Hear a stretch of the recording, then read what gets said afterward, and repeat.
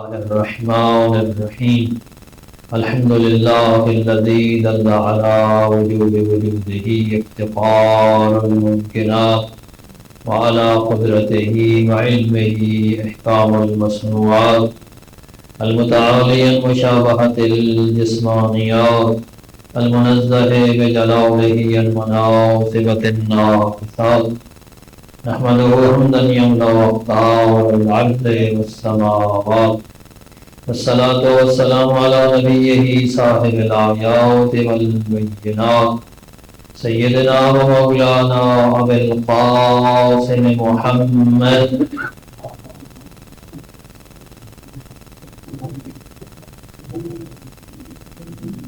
وعلى آله الهادين من الشبه والضلالات الذين أذهب الله عنهم الرجس وطهرهم تطهيرا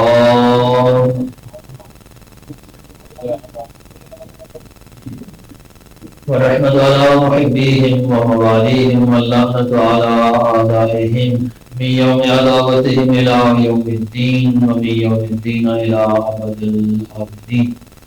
أما بعد فقد قال الله تعالى في كتابه المجيد بسم الله الرحمن الرحيم يا أيها الذين آمنوا كتب عليكم الصيام كما كتب على الذين من قبلكم لعلكم تتقون. صلوا.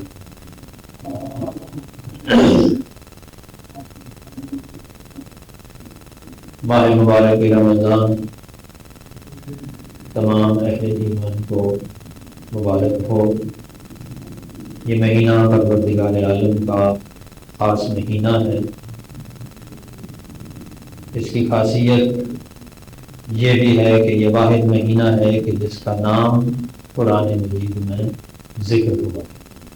شہر رمضان الذی انزل فیہ القرآن. یہ وہ مہینہ ہے کہ جس میں قرآن نازل ہوا اور جس مہینے میں اہل ایمان کے لیے روزے فرض کیے گئے. یا ایھا الذین آمنوا کتب علیکم الصیام. اے صاحبان ایمان تمہارے لیے روزے فرض کیے گئے ہیں. کما کتب علی الذین من قبلکم جیسے تم سے پہلے لوگوں کے لیے فرض کیے گئے. لعلکم تتقون تاکہ تم متقی بنو. یہ ماہ مبارک ایسا مہینہ ہے کہ جس میں پروردگار عالم انسانوں کو اپنی طرف بلاتا ہے، انسانوں کی مہمان نوازی کرتا ہے. اس ماہ مبارک میں کہا گیا ہے کہ میزبان پروردگار عالم ہے اور مہمان تمام انسان ہیں، تمام اہل ایمان ہیں جن کو بھی دعوت دی گئی ہے. دیکھیے جب دعوت کی بات آتی ہے، مہمانی کی بات آتی ہے تو اس میں کم از کم 5 چیزیں ہوتی ہیں. سب سے پہلے دیکھا جاتا ہے میزبان. یہ وہ دعوت ہے کہ جس کا میزبان خود پروردگار عالم ہے، جو کائنات کا خالق بھی ہے، مالک بھی ہے، ہر چیز کو وجود عطا کرنے والا ہے. وہ اس ماہ مبارک میں میزبان ہے. اور جتنا بڑا میزبان ہوتا ہے دعوت بھی اتنی بڑی ہوتی ہے، دعوت کا اہتمام بھی اتنا بڑا ہی ہوتا ہے. تو یہ اس میں میزبان کوئی انسان نہیں ہے، کوئی عام ہستی نہیں ہے. وہ ہستی ہے جس نے سب کو وجود عطا کیا ہے. مہمان کون ہے؟ اس میں انسان یہ نہ سمجھے کہ مہمان وہ اکیلا جا رہا ہے. یہ وہ دعوت ہے کہ جس کے مہمان تمام اہل ایمان ہیں، اور صرف اہل ایمان ہی نہیں بلکہ ایمان کی طرف دعوت دینے والے جو سب سے بڑے مومن بھی ہیں یعنی انبیاء کرام، وہ بھی اس ماہ پروردگار عالم کے مہمان ہیں. انبیاء بھی مہمان ہیں، اولیاء الہی بھی مہمان ہیں، ائمہ اہل بیت بھی مہمان ہیں. تو اس مہمانی میں جاتے ہوئے پھر یہ خیال رکھنا کہ میزبان کتنا عظیم ہے، اور پھر یہ بھی خیال رکھنا کہ اس میں مہمان بھی کتنے عظیم ہوں، عام افراد نہیں ہوں گے۔ تو تیاری اس شان سے انسان کر کے جائے کہ تاکہ میزبان اور دوسرے مہمان اس کی عزت کریں، تکریم کریں۔ تو دو چیزیں ہو گئی، میزبان اور دوسری چیز ہو گئی مہمان۔ تیسری چیز کیا ہوتی ہے؟ وہ ہوتے ہیں مہمانی کے آداب۔ مہمانی کے ہر جگہ انسان جب مہمان جاتا ہے نا کچھ آداب ہوتے ہیں۔ اس مہمانی کے آداب کیا ہیں؟ جس میں انسان اللہ کا مہمان بن رہا ہے اس کے آداب یہ ہیں کہ ہر اس عمل سے پرہیز کرنا ہے جس میں میزبان کی ناراضگی کا خطرہ اور خدشہ۔ ہر وہ عمل جو میزبان کی ناراضگی کا سبب بنے، ہمیشہ مہمان کی یہ کوشش ہوتی ہے نا کہ وہ اس عمل سے دوری اختیار کرے۔ تو یہاں پر یہ دیکھنا ہے کہ میزبان جو ہے وہ پروردگار عالم ہے۔ تو یہ کیسے ممکن ہے کہ انسان پروردگار عالم کا مہمان بن کر جائے اور اس کی زبان پر جھوٹ ہو، یا اس کے عمل میں ریاکاری ہو، یا اس کے دل میں کچھ اور ہو، ظاہر کچھ اور ہو، یا اس کی زبان پر فریب اور دھوکہ ہو، یا لوگوں کا مال کھا کر وہ مہمانی کے لیے جا رہا ہو۔ اللہ کی مہمانی کے لیے جانا ہے، تو اللہ کی مہمانی کے لیے جاتے ہوئے یہ خیال رکھنا، ایک انسان چوری کر کے پھر کہے کہ میں اللہ کے مہمان کا، اللہ کے دسترخوان کا مہمان بن گیا، تو کیا انسان کو اپنے وجود سے، اپنے آپ سے، اپنے وجدان سے شرم نہیں آئے گی؟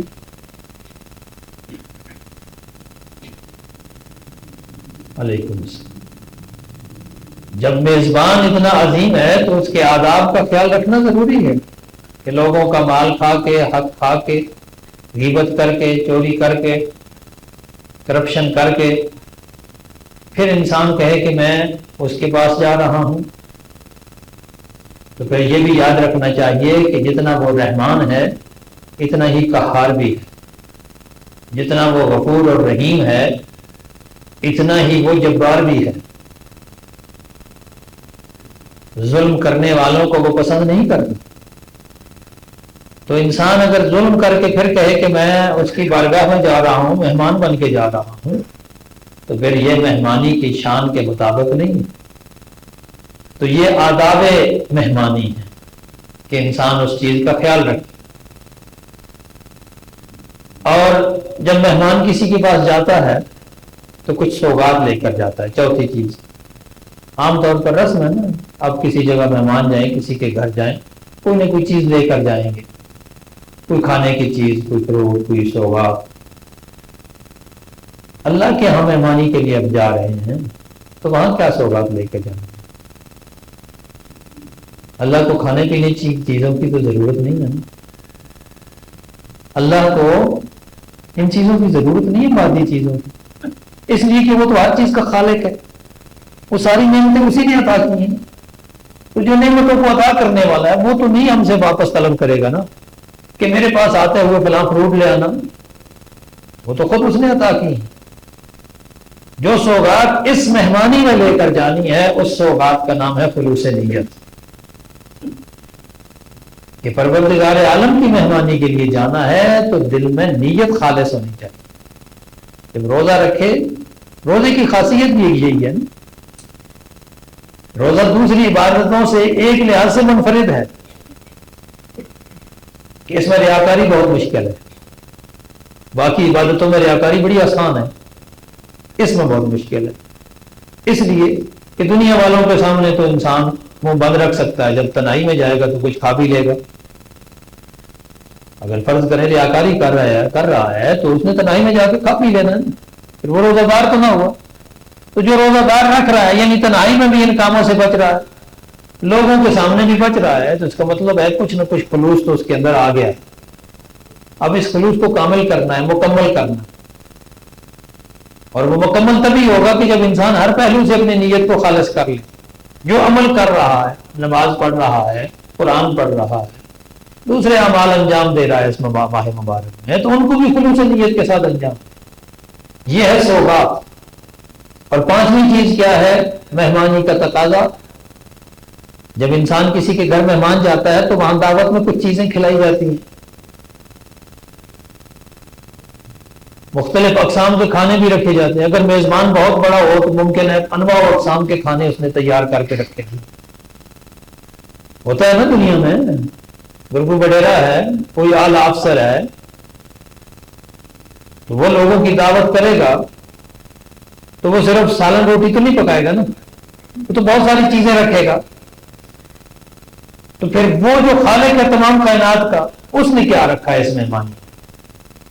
یاد رکھیے اس مہمانی میں اس نے مادی چیزیں نہیں رکھی، وہ پہلے ہی ہمیں دے چکا ہے، مادی چیزیں، مادی نعمتیں وہ پہلے دے چکا ہے۔ اس ماہ میں جو نعمتیں اس نے ہمارے لیے رکھی ہیں، وہ نعمتیں کیا ہیں؟ اس کی رحمت ہے، اس کی مغفرت ہے، اس کی برکت ہے۔ وہ نعمتیں کیا ہیں؟ وہ قرآن مجید کا نزول ہے اس ماہ مبارک۔ وہ نعمتیں کیا ہیں؟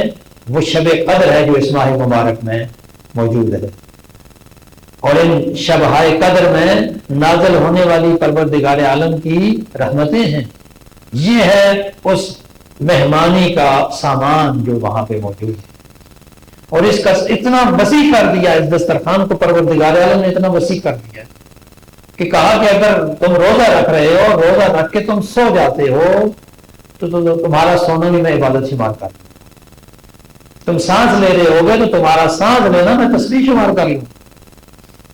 اتنا وسیع دسترخوان ہے، انسان بظاہر کچھ نہیں کر رہا لیکن پھر بھی اسے اجر مل رہا ہے، ثواب مل رہا ہے، سوغات مل رہی ہے، مہمانی سے مستفید ہو رہا ہے۔ جب اتنا وسیع و عریض سسٹم ہے کہ پروردگار عالم نے اس کے لیے ہر چیز رکھی ہے، فراہم کی ہوئی ہے، اس کے لیے رحمت کا ذریعہ بنا رکھا ہے، برکت کا ذریعہ، مغفرت کا ذریعہ بنا رکھا ہے، تو پھر کتنا بدبخت ہوگا وہ انسان جو ان رحمتوں سے فائدہ نہ اٹھا سکے، جو ان نعمتوں سے فائدہ نہ اٹھا سکے۔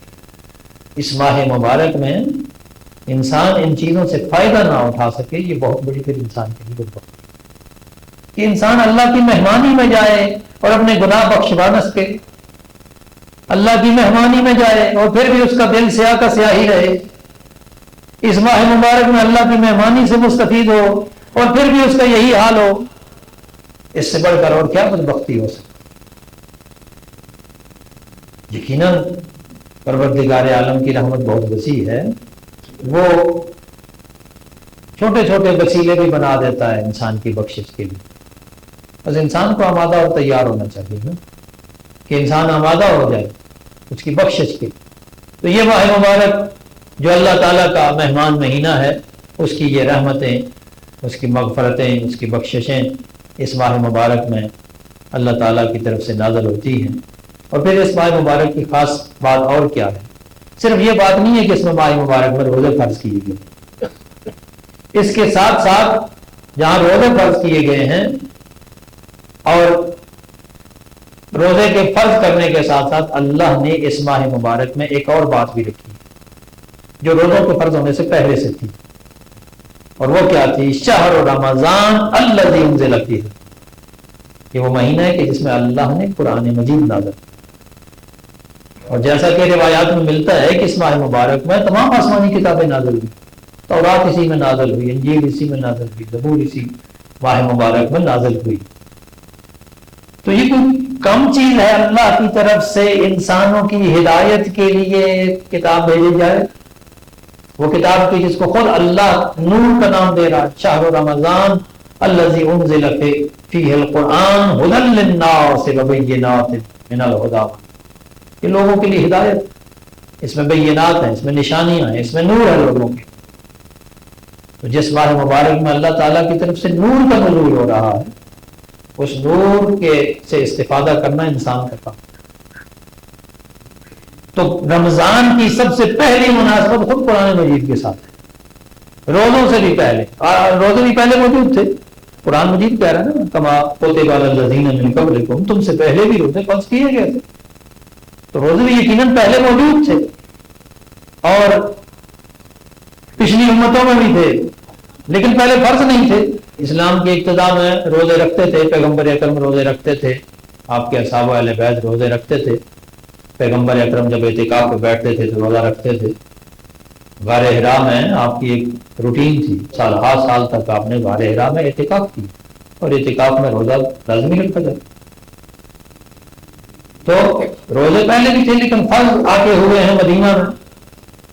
فرض ہونے سے پہلے رمضان بھی موجود تھا, اور اس رمضان میں قرآن کا نزول بھی ہو چکا تھا. اس لیے فرمایا شہر رمضان الذی انزل فیہ القرآن, جس میں قرآن نازل. اسی لیے کہا گیا ہے کہ قرآن مجید جو ہے نا, ماہ رمضان قرآن مجید کے لیے بہار کا درجہ ہے. جیسے ہر چیز کا موسم بہار ہوتا ہے نا, موسم بہار میں پھول کھل جاتے ہیں, تو اس ماہ مبارک میں رمضان میں قرآن مجید کا نزول ہوا ہے. گویا یہ ایک پھول ہے جو کھل رہا ہے. لیکن اس پھول کے کھلنے کا مطلب کیا ہے؟ ایک تو یہ ہے کہ ہم اس کی زیادہ سے زیادہ تلاوت کریں, چلیں یہ بھی ثواب ہے, جتنا قرآن پڑھیں گے ثواب ہے. لیکن قرآن کا اصلی مقصد یہ نہیں ہے کہ آپ صرف پڑھتے رہو. قرآن کا اصلی مقصد یہ نہیں ہے کہ آپ اس کے الفاظ کا رٹا لگا لو. قرآن کا اصلی مقصد یہ نہیں ہے کہ آپ سمجھے بغیر ان کو دہراتے رہو. اصلی مقصد یہ ہے کہ اس کو سمجھنے کی بھی کوشش کرو, اور پھر اس پر عمل کرنے کی بھی کوشش کرو. پڑھنا یہ پہلا قدم ہوتا ہے, یہ مقدمہ ہے. پڑھنے کے بعد اگر انسان اس کو سمجھے نہیں, آپ سنسکرت زبان کے کوئی ورڈ الفاظ یاد کر لیں, رٹا لگاتے رہے, منتر پڑھتے رہے, کوئی فائدہ ہوگا؟ پتہ ہی نہیں ہو کیا پڑھ رہے ہیں کیا. تو ایسے ہی رٹا لگانے کی بجائے اس کو سمجھنے, جتنی آیات پڑھیں سمجھ کر پڑھیں, اور پھر سمجھنے کے بعد اس پر عمل کرنا. اور قرآن شروع سے لے کر آخر تک سب سے زیادہ کس چیز پر تاکید کی گئی ہے؟ قرآن مجید. سب سے زیادہ جو چیز ہے ایمان کے بعد وہ ہے عمل صالح, وہ ہے انسان کی اخلاقیات, وہ ہے انسان کا کردار. قرآن مجید کو اللہ نے نازل کیا ہے کہ انسان اپنے کردار کی اصلاح. ایمان تو حاصل کر لیتے ہیں, یا پتہ نہیں حقیقت میں وہ بھی ہوتا ہے یا نہیں, کم از کم ہم خود کو مومن کہہ لیتے ہیں. مومن کہہ لینا بڑا آسان ہے, لیکن وہ جو اس کے تقاضے ہیں اس کو پورا کرنا بہت مشکل ہے. وہ تبھی ہو سکتے ہیں کہ جب انسان اگلے قدم کی طرف آئے, اور وہ کیا ہے؟ عمل صالح, اپنے کردار کی تعمیر. کردار کی تعمیر کے بغیر ایمان بھی مکمل نہیں ہوتی. کیونکہ اگر انسان کہے کہ میں مومن ہوں, کسی چیز پر ایمان رکھتا ہوں, لیکن اس کی ذات پر, اس کے وجود پر اس کا اثر ہی نہ ہو, پھر وہ ایمان کس چیز؟ اثر تو ہونا چاہیے نا انسان کے وجود پر, اس کے اعمال کیا ہے, اس کے اعمال کے ذریعے اس اثر کو ظاہر بھی ہونا چاہیے. اللہ و جوارح سے پتہ چلنا چاہیے کہ یہ واقعا اللہ پر ایمان رکھتا. ایک انسان کہے کہ میں اللہ پر ایمان رکھتا ہوں, لیکن دوسری طرف لوگوں کا حق بھی کھا رہا ہو, لوگوں کا مال کھا رہا ہو, اور پھر کہے کہ جناب میں نے تو بڑا مومن ہوں.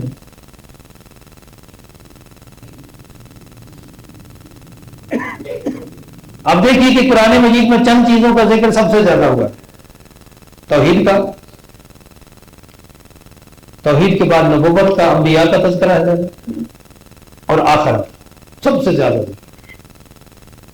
آخرت کا ذکر کیوں کیا؟ بار بار کیا کہ تم نے میرے پاس واپس لوٹ کر آنا ہے, یاد رکھو.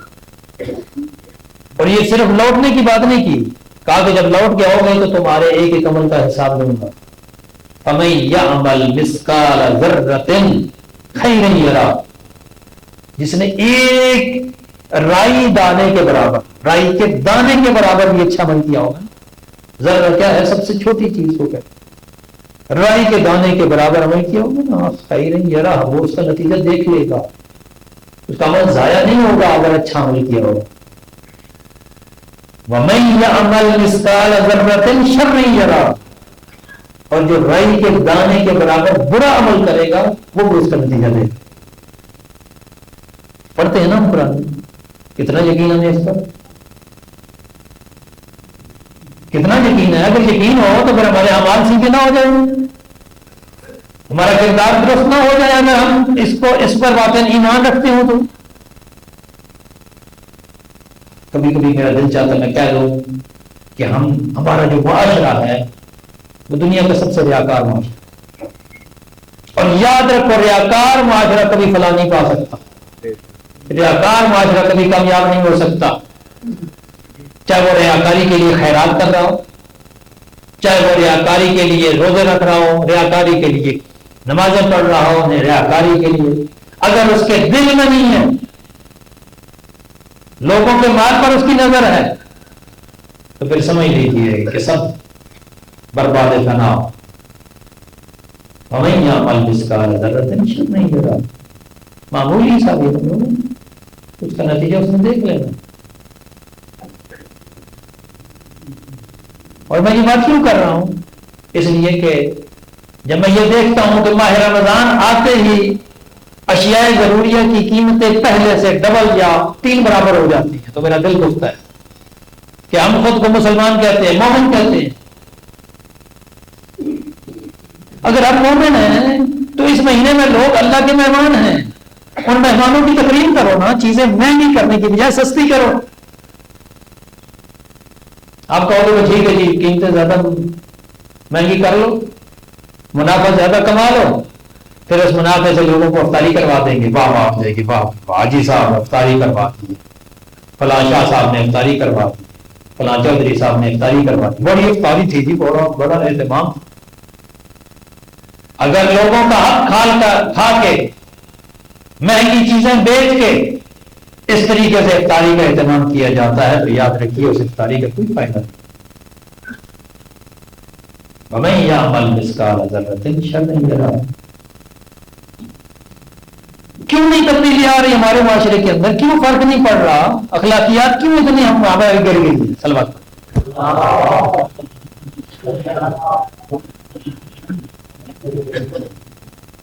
کیوں ہم اخلاقیات میں اتنے گر گئے ہیں؟ ویسے بڑی بڑی ہم باتیں کرتے ہیں، بڑے بڑے فلسفے بیان کرتے ہیں، مجھے بھی آتا ہے، میں بھی کر سکتا ہوں، لیکن سادہ زبان میں بات کرتا ہوں اور کر رہا ہوں سادہ الفاظ میں کہ پروردگار عالم کو تمہارے فلسفوں کی ضرورت نہیں ہے، پروردگار عالم کو تمہارے خلوص نیت کی ضرورت ہے۔ جب وہ کہہ رہا ہے کتب علیکم الصیام، میں نے روزے تمہارے لیے فرض کیے ہیں، کس لیے کیے ہیں؟ لعلکم تتقون، تاکہ تم پرہیزگار بن جاؤ، اور تم سمجھتے ہو کہ بس میں کھانے پینے سے رک گیا تو میرا روزہ ہو گیا۔ یہ تو ایک ابتدائی قدم ہے کہ آپ نے کھانے پینے سے رک جائے، آپ جنسی خواہشات سے رک جائیں روزے کے دوران، یہ ابتدائی قدم ہے، یہ تربیت کا پہلا سٹیپ ہے۔ ہماری زندگیاں گزر جاتی ہیں تربیت کے اسی سٹیپ پہ بیٹھے رہتے، آگے بڑھتے ہی نہیں۔ تو یہ تو مقصد نہیں ہے نا روزے کا۔ جب وہ کہہ لعلکم تتقون، تاکہ تم متقی بن جاؤ، متقی بنو گے تو پھر قرآن کی ہدایت کرے گا، کیونکہ قرآن نے کیا کہا ہے؟ ذالک الکتاب لا ریب فیہ ھدی للمتقین، یہ متقین کے لیے ہدایت ہے۔ تبھی تو مسئلہ ہے کہ ہم قرآن پڑھتے ہیں، قرآن ہمیں ہدایت نہیں کرتا، یہی مسئلہ ہے نا، کیونکہ تقویٰ نہیں آیا ہمارے اندر۔ یہ تقویٰ ہے نا تو نظر آ جائے، بازار کے اندر نظر آ جائے، ہمارے اعمال میں نظر آ جائے۔ جو بندہ جہاں بیٹھا ہے ڈنڈی مار رہا ہے، جو بندہ جس مقام پر بیٹھا ہے کرپشن کر رہا ہے، جس طریقے سے اسے موقع ملتا ہے، چھوٹی دکان ہے یا بڑی دکان ہے، ریڑھی لگائی ہوئی ہے یا کچھ رکشہ چلا رہا ہے یا رکشے کو روک کے اس کا چالان کر رہا ہے، جو جہاں پہ ہے نا اس کو موقع مل رہا ہے وہ ڈنڈی مار رہا ہے، وہ پھر کہتے ہیں جی ہم مومن ہیں، ہم مسلمان ہیں۔ کم از کم ماہ مبارک میں تو انسان اپنے اعمال کو سیدھا کر لے، یہ موقع ہے، یہ فرصت ہے۔ پروردگار عالم نے ہمیں بہترین فرصت عطا کی ہے کہ اس فرصت سے فائدہ اٹھائیں اور اپنے اعمال کو ٹھیک کریں۔ اگر اسی طرح ریاکاری کرے تو کوئی کامیابی نہیں، نہ دنیا میں فلاح ہوگی نہ آخرت میں۔ دنیا خسرت دنیا والآخرہ۔ اس سے بچنے کا ایک ہی طریقہ ہے لعلکم تتقون، کہ انسان تقویٰ کی منزل کی طرف آئے۔ بہت بنیادی چیزیں ہیں اخلاقیات، یہ وہ بنیادی چیزیں ہیں جس پہ شاید اتنا زور دینے کی ضرورت بھی نہ ہو، لیکن ضرورت پڑتی ہے ہمارے ملک میں، ہمارے معاشرے میں ضرورت پڑتی ہے۔ کیوں؟ اس لیے کہ ہم غافل ہیں، ہم نے ظاہری چیزوں پر زور زیادہ دے رکھا ہے کہ ہم اگر زیادہ نمازیں پڑھیں گے تو شاید بخشے جائیں گے۔ تو اگر انسان زیادہ نمازیں پڑھ کے خیانت کر رہا ہے، دوسروں کا مال کھا رہا ہے، دوسروں کا حق کھا رہا ہے، تو وہ کون سی نمازیں اس کو بچا لیں گی کیا؟ ہرگز نہیں، وہ نہیں بچا پائیں گے اس کو۔ تو اس ماہ مبارک میں ہمیں اپنے گریبان میں جھانکنا چاہیے، اپنے اعمال کو سیدھا کر لینا چاہیے، اپنے بنیادی اخلاقیات کو، اور کچھ نہیں تو کم از کم بنیادی اخلاقیات کو انسان ٹھیک، اور یہ بنیادی اخلاق ٹھیک ہو گیا نا تو پھر معاشرے کے اندر نظر بھی ہمارے اندر سے جھگڑا، فساد، حسد، غیبت، نفرت، کینہ، یہ ساری برائیاں ختم ہو جائیں اگر ہم ریاکاری چھوڑ کر اپنے اندر اس تقویٰ کو لاگو کریں، لیکن نہیں ختم ہو رہی، اس لیے کہ ہم نے اس کو صرف کیا ہے ظاہر کے لیے رکھا ہے، ظاہری لباس خوبصورت بنا رکھا ہے، اندر خوبصورتی نہیں آ رہی، ملبوس خوشنما ہے مگر جسم کھوکھلے، چھلکے سجے ہوں جیسے پھلوں کی دکان پر، یہ عالم ہے ہمارے اس معاشرے، کیونکہ اوپر سے خوبصورت بنا، تو اندر کی خوبصورتی کی ضرورت ہے، اور وہ اس کے لیے سب سے بہترین موقع یہ ماہ مبارک۔ پروردگار عالم ویسے تو ہم نے بڑی سختی کر رکھی، وہ جی کسی ہوٹل پہ کھانا نہیں ملے گا، چاہے وہ مریض ہو، مر رہا ہو، بندہ مر رہا ہے، پانی ماہ رمضان ہے بھائی، تم ماہ رمضان کے اطلاع اللہ کہہ رہا ہے یرید بکم اليسر ولا یرید بکم العسر، میں تم سے آسانی چاہتا ہوں، تنگی نہیں چاہتا، میں تمہیں تنگ نہیں کرنا چاہتا، اور ہمارا معاشرہ اس کے الٹ چلتا ہے، ہم لوگوں کو تنگ کرنا چاہتے ہیں۔ اسلام میں تنگی نہیں ہے، آسانی ہے، تو اگر ہم دوسروں کو تنگی میں زندگی گزارنے میں مجبور کریں تو اس کا مطلب یہ ہے کہ یہ سب کی سب کیا ہے، ریاکاری ہے۔ پروردگار عالم سے محفوظ۔ میرا پوتا شمیر علی ہے، وہ کسی بھی دعا کرنی ہے۔ امیر علی، شامیر علی، شامیر علی بیمار ہے۔ آخر میں پروردگار عالم بحق محمد و آل محمد اسماعیل مبارک کا واسطہ جن جن مومنین نے ہمارے ذمہ دعائیں لگائی ہیں، بالخصوص جب شامیر علی بیمار ہے اور محترم پرویز صاحب بیمار ہیں، اور دیگر جو بھی مومنین بیمار ہیں جنہوں نے ہمارے ذمہ دعائیں ہیں، جو بھی مومنات سب کو شفا کامل عطا فرمائے۔ آخری بار سے زبان میں ضرور۔ السلام علیکم ورحمۃ اللہ۔